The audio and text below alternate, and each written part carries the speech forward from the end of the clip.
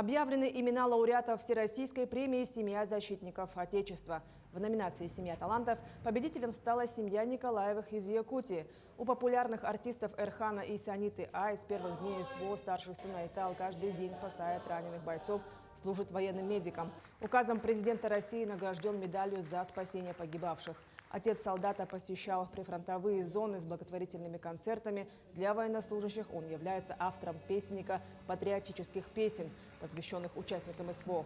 Многодетная семья Николаевых, где растут 4 сына, стала участником всероссийского проекта «Наша семья. Наша победа».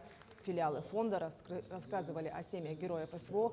В конкурсном отборе приняли участие семьи ветеранов СВО из 80 регионов страны. Премию вручили в 10 номинациях.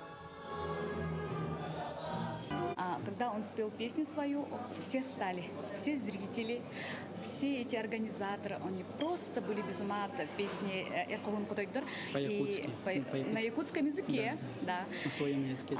Они говорят, мы просто, не зная слов, мы все прочувствовали. Мурашки, вот так. Да. Волосы, говорят, дыбом стали.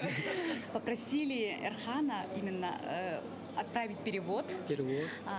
Ноты, все сложить в ноты. Организаторы сказали все отправить ноты, там песню уже. И все участники этого конкурса хотят спеть эту песню.